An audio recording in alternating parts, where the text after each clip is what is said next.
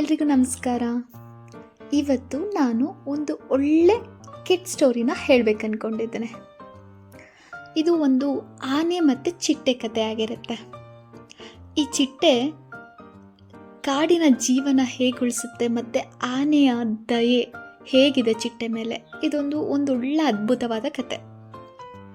ಏನಾಗುತ್ತಂದರೆ, ಬಹಳ ವರ್ಷಗಳ ಹಿಂದೆ ಹಸಿರು ಮರ, ಸುಂದರ ಹೂಗಳು, ವಿವಿಧ ಪ್ರಾಣಿಗಳಿಂದ ತುಂಬಿದ ಒಂದು ಅದ್ಭುತ ಕಾಡು ಇರುತ್ತೆ.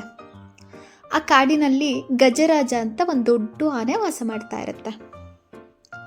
ಈ ಗಜರಾಜನ ದೇಹ ಬೆಟ್ಟದಷ್ಟು ದೊಡ್ಡದಾಗಿದ್ರೂ ಕೂಡ ಹೃದಯ ತುಂಬ ಮೃದು, ತುಂಬಾ ಸಾಫ್ಟ್ ಮತ್ತು ಕರುಣೆಯಿಂದ ತುಂಬಿರುತ್ತೆ. ಈ ಕಾಡಿನ ಪ್ರಾಣಿಗಳಿಗೆ ಯಾವಾಗಲಾದರೂ ಏನೇ ತೊಂದರೆ ಬರಲಿ, ಗಜರಾಜ ಮೊದಲು ಓಡೋಗಿ ಸಹಾಯ ಮಾಡ್ತಾ ಇರುತ್ತೆ. ಅಷ್ಟು ಒಳ್ಳೆ ಮನಸ್ಸು ನಮ್ಮ ಗಜರಾಜಂಗೆ. ಒಂದಿನ ಬೆಳಗ್ಗೆ ಏನಾಗುತ್ತೆ, ಈ ಗಜರಾಜ ನದಿ ಹತ್ರ ನಿಧಾನವಾಗಿ ನೆಡ್ಕೊಂಡು ಹೋಗ್ತಾ ಇರುತ್ತೆ. ಈ ಅಕ್ಕಿಗಳ ಚಿಲಿಪಿಲಿ ಹಾಡು ಕಾಡಿನ ತುಂಬ ಕೇಳಿಸ್ತಾ ಇರುತ್ತೆ. ಗಾಳಿ ತಂಪಾಗಿರುತ್ತೆ. ಆ ಸಮಯದಲ್ಲಿ ಒಂದು ಸಣ್ಣ ಧ್ವನಿ ಕೇಳಿಸುತ್ತೆ ನಮ್ಮ ಗಜರಾಜಂಗೆ. ಏನಂತ ಕೇಳಿಸುತ್ತೆ ಅಂದರೆ, ಸಹಾಯ ಮಾಡಿ, ಯಾರಾದರೂ ನನ್ನ ಉಳಿಸಿ, ನನಗೆ ದಯವಿಟ್ಟು ಸಹಾಯ ಮಾಡಿ ಅಂತ ಕರಿತಾ ಇರ್ತಾರೊಬ್ರು. ಈ ಗಜರಾಜ ಆಶ್ಚರ್ಯದಿಂದ ಸುತ್ತ ನೋಡುತ್ತೆ. ಕೊನೆಗೊಂದು ಹೂವಿನ ಗಿಡದ ಕೆಳಗೆ ಒಂದು ಚಿಕ್ಕ ಚಿಟ್ಟೆ ಬಿದ್ದಿರೋದನ್ನ ಕಾಣುತ್ತೆ. ಆದರೆ ಏನಾಗಿರುತ್ತೆ ಅಂದರೆ, ಆ ಚಿಟ್ಟೆಗೆ ಒಂದು ರೆಕ್ಕೆ ಮುರಿದೋಗ್ಬಿಟ್ಟಿರುತ್ತೆ. ನೋವಿನಿಂದ ತುಂಬ ಅಳ್ತಾ ಇರುತ್ತೆ. ಈ ಗಜರಾಜ ಅದ್ರ ಹತ್ರ ಬಂದು ಕೇಳುತ್ತೆ, ಏನಾಯ್ತು ಮಗಳೇ ಅಂತ ಪ್ರಶ್ನೆನ ಕೇಳುತ್ತೆ ಪ್ರೀತಿಯಿಂದ. ಅದಕ್ಕೆ ಚಿಟ್ಟೆ ಹೇಳುತ್ತೆ, ನಿನ್ನೆ ರಾತ್ರಿ ಬಿರುಗಾಳಿ ಬಂತು, ನಾನು ಮರಕ್ಕೆ ಡಿಕ್ಕಿ ಹೊಡೆದ್ಬಿಟ್ಟೆ, ನನ್ನ ರೆಕ್ಕೆಗೆ ಗಾಯ ಆಗಿದೆ, ಈಗ ನನಗೆ ಹಾರೋದಕ್ಕೂ ಕೂಡ ಆಗ್ತಾ ಇಲ್ಲ ಅಂತ ತುಂಬ ದುಃಖ ಮಾಡ್ಕೊಂಡು ಹೇಳುತ್ತೆ. ಗಜರಾಜ ಮನಸ್ಸಿಗೆ ತುಂಬ ನೋವು ಮಾಡಿಕೊಂಡು ಆ ಚಿಟ್ಟೆನ ತುಂಬ ಎಚ್ಚರಿಕೆಯಿಂದ ತನ್ನ ಸೊಂಡ್ಲಲ್ಲಿ ಎತ್ಕೊಂಡು ಒಂದು ಸುರಕ್ಷಿತ ಸ್ಥಳಕ್ಕೆ ಕರ್ಕೊಂಡು ಹೋಗುತ್ತೆ.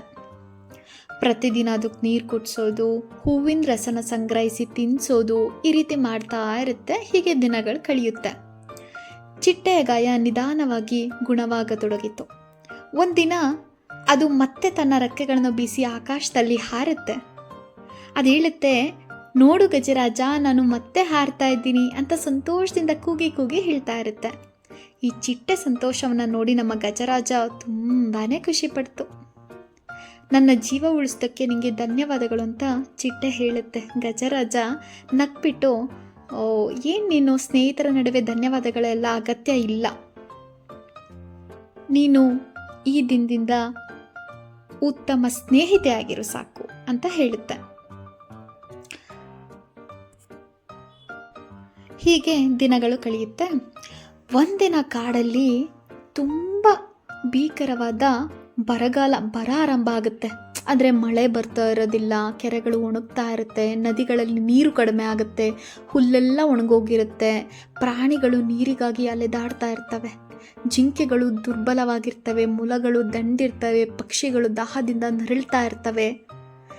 ಈ ಕಾಡಿನ ರಾಜನಾಗಿದ್ದ ಸಿಂಹ ಕೂಡ ಚಿಂತೆಗೊಳಗಾಗಿರುತ್ತೆ.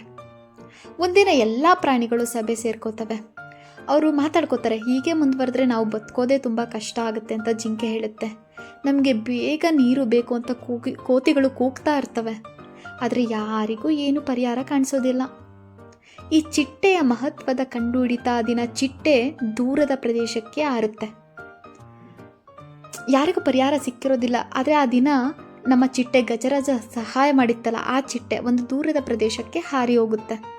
ಅಲ್ಲಿ ಬಹಳ ದೂರ ಹಾರಿದ ನಂತರ ಒಂದು ಬೆಟ್ಟಗಳ ಮಧ್ಯೆ ಒಂದು ಸಣ್ಣ ಕಣಿವೆ ಕಾಣಿಸುತ್ತೆ. ಅಲ್ಲಿ ಒಂದು ರಹಸ್ಯವಾದ ಒಂದು ಬುಗ್ಗೆ ಹರಿತಾ ಇರುತ್ತೆ. ಬುಗ್ಗೆ ಅಂದರೆ ನೀರಿನ ಬುಗ್ಗೆ. ಸುತ್ತಲೂ ಹಸಿರು ಮರಗಳು ಇರುತ್ತೆ. ಅಲ್ಲಿ ಸಾಕಷ್ಟು ನೀರು ಇತ್ತು. ಚಿಟ್ಟೆ ಕಣ್ಣುಗಳಲ್ಲಿ ಸಂತೋಷ ತುಂಬಿ ಹೋಗಿತ್ತು. ಕಾಡಿನ ಎಲ್ಲರನ್ನು ನಾನು ಉಳಿಸಬಹುದು ಅಂತ ಅದು ಖುಷಿಯಿಂದ ತನಿಗೆ ತಾನೇ ಸಂತೋಷ ಪಡ್ತಾ ಇರುತ್ತೆ. ಅದನ್ನ ನೋಡಿದ ತಕ್ಷಣ, ಆ ಕಣಿವೆನ ನೋಡಿದ ತಕ್ಷಣ ವೇಗವಾಗಿ ಗಜರಾಜನ ಬಳಿಗೆ ಹಾರು ಬಂದು, ಏ ಸ್ನೇಹಿತ, ನಾನೊಂದು ನೀರಿನ ಬುಗ್ಗೆನ ನೋಡಿದ್ದೀನಿ ಅಂತ ಹೇಳುತ್ತೆ. ಗಜರಾಜ ಮೊದಲು ನಂಬಲ್ಲ, ಆದರೆ ಆ ಚಿಟ್ಟೆ ಕಣ್ಣಲ್ಲಿ ಸಂತೋಷ ಇರುತ್ತಲ್ಲ, ಅದನ್ನ ನೋಡಿ ಅದ್ರ ಮಾತನ್ನು ನಂಬಿಸಿ ಕಾಡಿನ ಜೀವ ಉಳಿದ ದಿನ ಮುಂದಿನ ದಿನ ಬೆಳಗ್ಗೆ ಎಲ್ಲ ಪ್ರಾಣಿಗಳು ಚಿಟ್ಟೆ ಹಿಂದೆ ಹೊರಡ್ತವೆ. ಪ್ರಯಾಣ ಬಹಳ ಕಷ್ಟ ಆಗಿರುತ್ತೆ. ಈಗ ಚಿಟ್ಟೆ ಬಂದು ಹೇಳಿರುತ್ತೆ, ಅಲ್ಲೊಂದು ಕಣಿವೆ ನೋಡಿದ್ದೀರಿ, ಬನ್ನಿ ಎಲ್ಲರೂ ಹೋಗೋಣ ಅಂತ. ಈ ಎಲ್ಲ ಪ್ರಾಣಿಗಳು ಆ ಚಿಟ್ಟೆಯಿಂದ ಹೊರಟು ಹೋಗ್ತವೆ. ಆ ಪ್ರಯಾಣ ಎಷ್ಟು ಕಷ್ಟ ಆಗಿರುತ್ತೆ ಅಂದರೆ, ಕೆಲವು ಪ್ರಾಣಿಗಳು ದಣ್ದಿರ್ತವೆ, ಕೆಲವು ಪ್ರಾಣಿಗಳಿಗೆ ನಡೆಯೋದಕ್ಕೆ ಆಗ್ತಾ ಇರೋದಿಲ್ಲ. ಆದರೆ ಗಜರಾಜ ಎಲ್ರಿಗೂ ಧೈರ್ಯ ಹೇಳ್ಕೊಂಡು ಮುಂದಕ್ಕೆ ಸಾಗ್ತಾ ಇರುತ್ತೆ. ಕೊನೆಗೂ ಅವರು ಆ ಕಣಿವೆನ ತಲುಪ್ತಾರೆ. ಆಗ ಅಲ್ಲಿ ಹರಿತಿದ್ದ ನೀರನ್ನು ಕಂಡು ಎಲ್ಲ ಪ್ರಾಣಿಯ ಕಣ್ಣುಗಳಲ್ಲಿ ಸಂತೋಷದ ಕಣ್ಣೀರು ತುಂಬುತ್ತೆ. ಅವುಗಳೋಗಿ ನೀರು ಕುಡಿತವೆ, ಮಕ್ಕಳಂತೆ ಕುಣಿದು ಕುಪ್ಪಳಿಸ್ತವೆ. ದಾಹದಿಂದ ನರಳುತ್ತಿದ್ದ ಪಕ್ಷಿಗಳು ಮತ್ತೆ ಹಾಡತೊಡಗ್ತವೆ. ಕಾಡಿನ ಜೀವ ಉಳಿಯುತ್ತೆ. ಆಮೇಲೆ ಗಜರಾಜ ಆ ಸಂಜೆ ಎಲ್ಲ ಪ್ರಾಣಿಗಳನ್ನು ಕರೆದು ಒಂದು ಸಭೆನ ಸೇರ್ತವೆ. ಅಲ್ಲಿ ಸಿಂಹ ಹೇಳುತ್ತೆ, ನೋಡಿ, ಇಂದು ನಮ್ಮ ಜೀವ ಉಳಿಸಿದ್ದು ಗಜರಾಜ ಮತ್ತೆ ಈ ಚಿಕ್ಕ ಚಿಟ್ಟೆ ಅಂತ ಎಲ್ಲ ಚಪ್ಪಾಳೆ ತರ್ತಾರೆ. ಗಜರಾಜ ಈ ಚಿಟ್ಟೆ ಕಡೆ ನೋಡಿ ಹೇಳುತ್ತೆ, ನಾನು ನಿನಗೆ ಸಹಾಯ ಮಾಡಿದಾಗ ಒಂದಿನ ನೀನು ನನ್ನನ್ನು ಇಡೀ ಕಾಡನ್ನು ಉಳಿಸ್ತೀಯ ಅಂತ ನಾನು ಯಾವತ್ತೂ ಊಹೆ ಕೂಡ ಮಾಡಿರಲಿಲ್ಲ ಅಂತ ಹೇಳುತ್ತೆ. ಅದಕ್ಕೆ ಚಿಟ್ಟೆ ನಗುತ್ತಾ ಹೇಳುತ್ತೆ, ನೋಡು ಗಜರಾಜ, ಒಳ್ಳೆತನ ಅನ್ನೋದು ಯಾವತ್ತೂ ವ್ಯರ್ಥ ಆಗಲ್ಲ. ಆ ದಿನದಿಂದ ಕಾಡಿನ ಎಲ್ಲ ಪ್ರಾಣಿಗಳು ಒಂದು ಪಾಠನ ಕಲಿತವೆ. ಅದೇನೆಂದರೆ, ಯಾರನ್ನೂ ಕೂಡ ಅವರ ಗಾತ್ರದಿಂದ ಅಳಿಬಾರ್ದು. ಕೆಲವೊಮ್ಮೆ ಅತ್ಯಂತ ಚಿಕ್ಕವರು ಕೂಡ ಅತ್ಯಂತ ದೊಡ್ಡ ಬದಲಾವಣೆನ ತರ್ಬೋದು. ಮತ್ತು ಈ ಕಥೆಯಲ್ಲಿ ಇನ್ನೊಂದು ನೀತಿ ಕೂಡ ಇದೆ. ಅದೇನೆಂದರೆ, ಈ ದಯೆ ಅನ್ನೋದು ಯಾವಾಗಲೂ ನೀವು ಒಬ್ಬರಿಗೆ ದಯೆನ ತೋರಿಸ್ತೀರಾ, ಕರುಣೆನ ತೋರಿಸ್ತೀರಾ, ಪ್ರೀತಿನ ನೀಡ್ತೀರಾ ಅಂದರೆ ಅದು ನಮಗೆ ಯಾವಾಗಲೂ ಮರಳಿ ಬಂದೇ ಬರುತ್ತೆ.